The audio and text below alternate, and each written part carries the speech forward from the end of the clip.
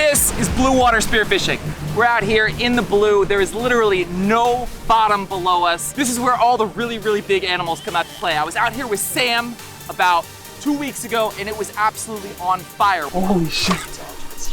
Oh, that's a giant. We caught our biggest ahis ever and all I wanted to do was come back here and see if we can get down here, we can shoot one. This zone is known to have some giant oceanic white tips. So we had to have a real crew today. So we're out here with Ben on his boat. We got Connor and Jason out here too with us. When you're on someone else's boat, that means going on their time and you gotta wake up early. Okay. Why is anybody awake this early?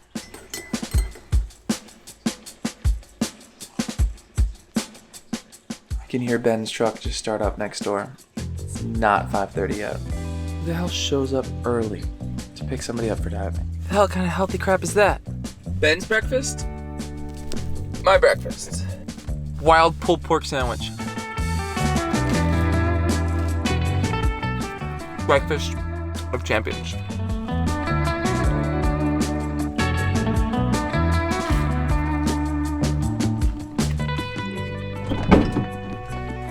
All right.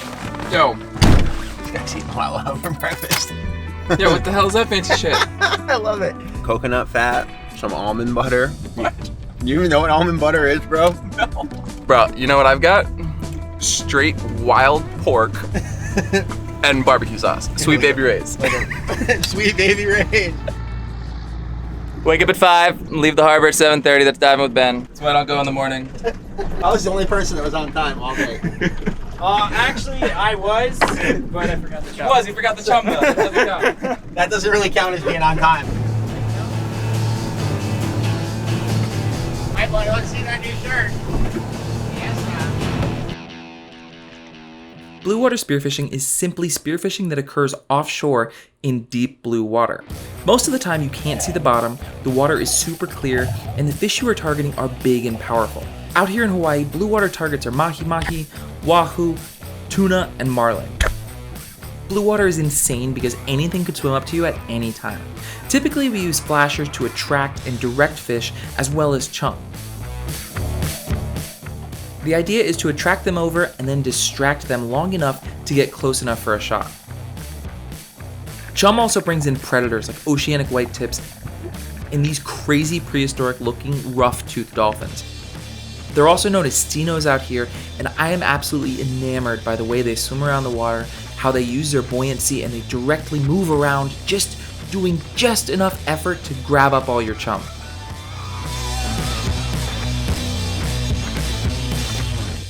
When the tunas do come through, the idea is to sink slowly down and pick out a piece of chum to point the gun at. Usually these things move so fast and pulling the trigger is a split-second decision. Misses are super common, and even more common are the missed opportunities of the shots that maybe you should have taken. I like to approach from the opposite side of the flasher, kind of using it as a blind between me and the tunas. I find that you can also kind of grab a hold of it to keep yourself from sinking down too far into the chum line and busting all those fish out of there. You know, just like reef spearfishing, it's always a better idea to hang back and not scare them away than it is to go too aggressive and get in there and kind of spook the whole school. Chumming for the tuna is such a delicate balance of chum management. Sometimes you don't have enough out when the tunas roll through and they just destroy it all. And sometimes you sit there and you chum and you just drop free food all the way down there to the bottom and nothing is around. And at $40 for a flat of chum, blue water spearfishing can get expensive really quickly. Chum is so crazy in that it seems like whenever you bring a whole bunch out there, you never find anything to eat it. But whenever you only bring one flat, the tunas come through and they destroy it all right away. Ben gets a really nice drop here on those 40 to 60 pound class tunas coming through into the chum, exactly what we're looking for, but hesitates just a little bit too much, and that was his moment. You know, blue water spearfishing is all about those one quick second decisions that kind of determine everything, because getting one of these fish on the boat is the goal, that's the dream, and you hesitate one time and it's over.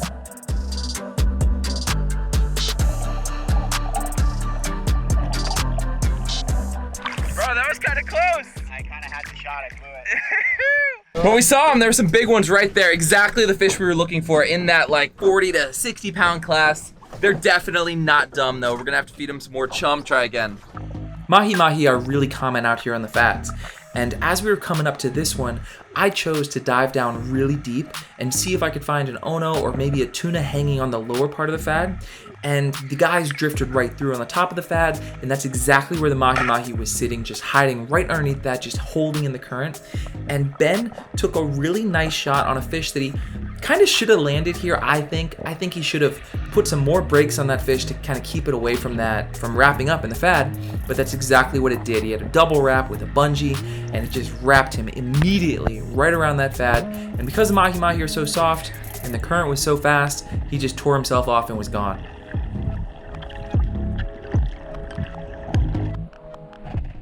Ben could not quite get it done there. He had a couple opportunities of those big ahis. We're pretty much out of chum. I don't know what Connor was doing with the jig. He should have about, I don't know, a dozen of these things by now. I'm gonna show him how it's done.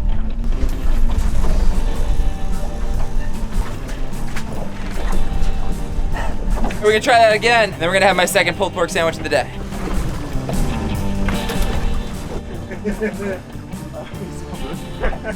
He's gassed. Ah! He's gassed out. Done, I need that electric jigger. Number 2. There were so many of those things down there, just coming through, grabbing chunks. Cannot believe Connor couldn't get one on the jig. This little drum is catching fish. You guys can't catch fish. That's it. This is so weird. Right-handed.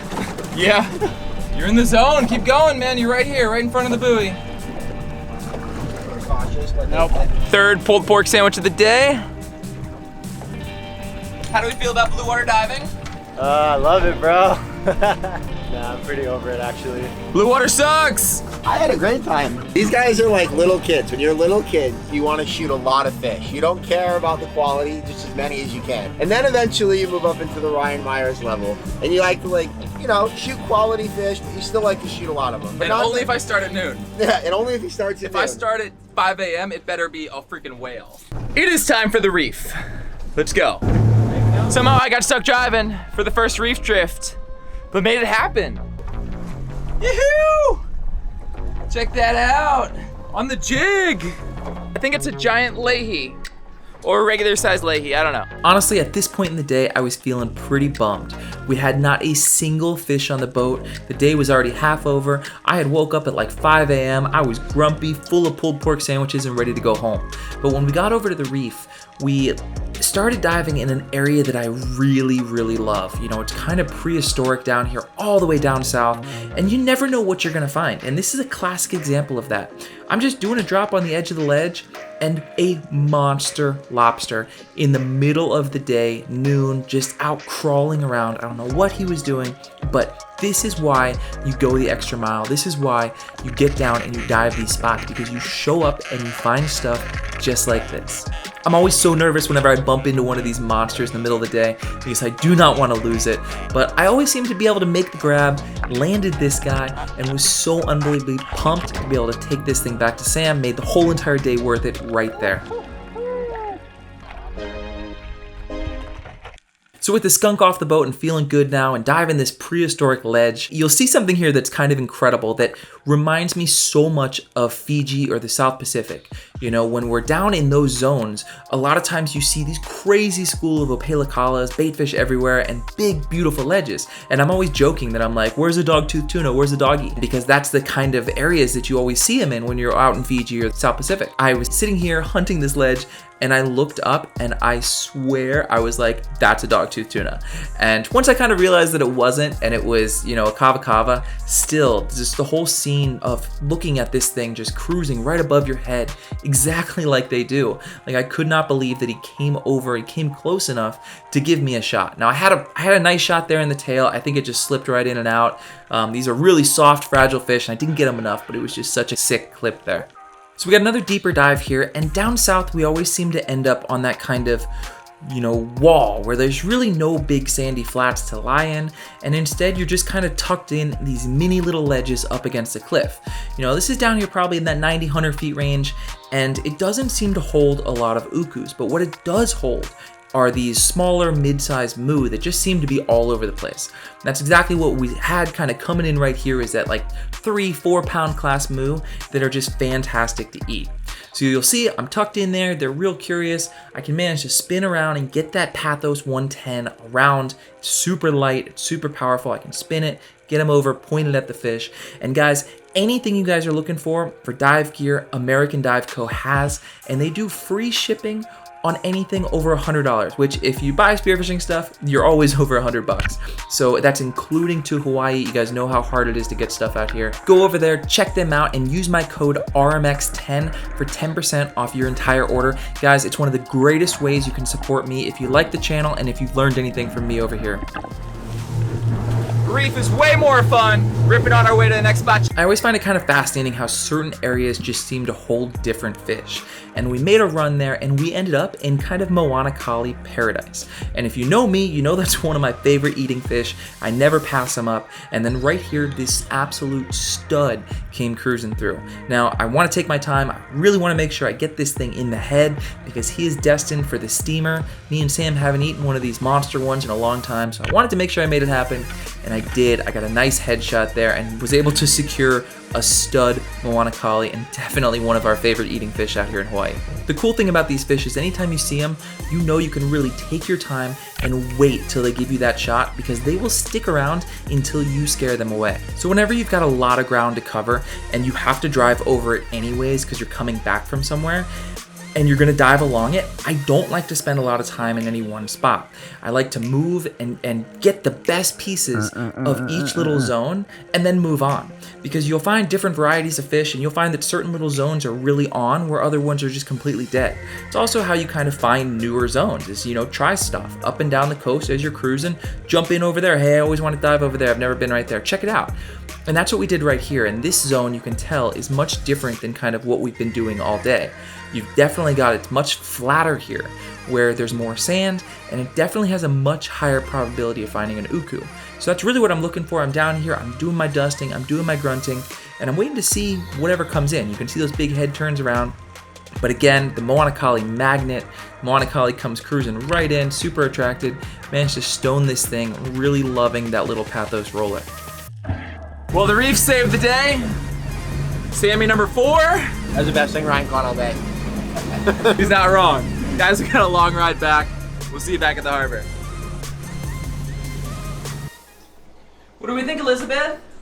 A lot of work for a few meals here, but that small Moana Kali and that moo are on our way to the cat shelter right now. My little baby kittens are going to get spayed and neutered before they go off to their homes. Gonna get neutered. Spay and neutered till we get no more baby kitties. I don't know what we're gonna do with this lobster, but it's gonna be amazing. Why are you so afraid of it? Come here. Catch it. Catch it. You hate it. I really thought you were bringing me an ahi, but I guess I can make something with this. Can you say spoiled rotten? We are going to turn this into lobster mac and cheese. Lobster mac and cheese is kind of my favorite dish like in the whole world. In the meantime, I got him in my lobster tank. Basically Red Lobster in here. Your dad would appreciate that. He would. So we had this crazy lobster pasta video go kind of viral. Tons of you guys commented and were like, you're supposed to kill it first before you put it in the boiling water, or you're not supposed to kill it first. I don't know. It's alive. It's in its most pristine state. We're just gonna throw it right into the water. That's the way I grew up. That's the way it's done, and that's what's gonna happen today. How are you gonna get them out? I don't know what. Bare hands? How am I gonna get them out? I have no idea. I feel like I need to go get my gloves. I have no idea. This thing is a freaking stud. You're gonna make a mess. Ah!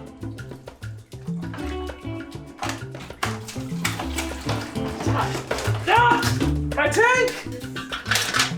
Straight into the pot. Sorry. Look at that, alive, delicious. Thank you so much, you're gonna be a freaking feast. So I reached out on Instagram to a lot of you guys and I got a lot of tips for what to do for giant lobster. We're gonna try and pull the meat out of the head, out of the legs, and of course out of the tail. I'm gonna start breaking this thing apart. Good, perfect. Perfectly done.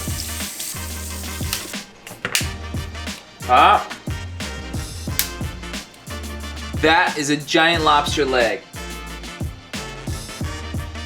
That is gonna be fantastic. I cut this thing up the belly, and Devi told me that if you do that, and then you crunch them, the tail will pop out. Here we go. That actually works really good. Kind of a lot of meat up here in this head. There was a big chunks up there. I'm not sure if this is what they call the head fat or what, but it was connected up to the top of the skull. Just looks fantastic. What are you doing? Shredding the cheese. Guys, what recipe requires cave aged? It's supposed to be simple. Like this video because you know how much this cave aged cheese cost in Hawaii. How much did it cost? A lot. My god, why was it so expensive? Because we live in Hawaii and it was aged in a cave. I told you get the cheapest one. Sam can't help herself. Okay, I have to try the cave cheese. I have to grate it. Just take a bite from the middle. Oh my god. Wow. Wow, try that. Good job, bite. Like a mouse. Oh my god. Some of that lobster kind of didn't get cooked, so we're just kind of like heating it a little bit more thoroughly in a ton of butter. We're gonna start by making something called a roux. It's just flour and butter. Butter? And we're gonna whisk it. I never heard of this before. Look at it. Weird. Milk. Combine. Nothing involving this much butter, cream, milk, and lobster and pasta can be bad. It doesn't matter what you do, it's gonna be fantastic. There's no cream.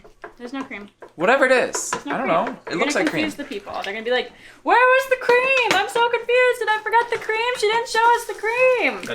You're not wrong. All of the milk is mixed in. See how smooth it is? It's like not so liquidy. We're gonna bring this to a boil, which is already happening.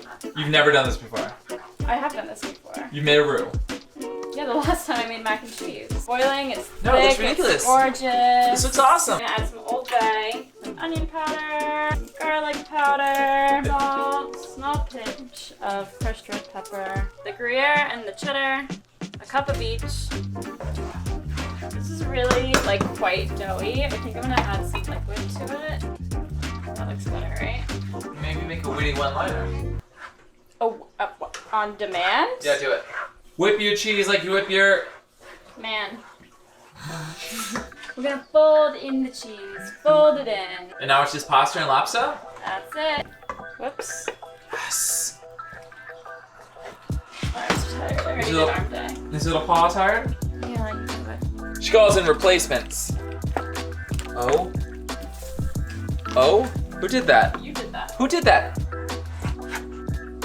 You cannot have too much Old Bay. You can't. Thoughts? Oh, really good. Okay, I'll try one bite without the Old Bay, but I know how this is gonna go. That is fantastic. Sam Graham, you've done it. The reef truly saves the day. Thank you guys so much for joining us, and we'll see you next time right here on Ryan Meyer's Expeditions.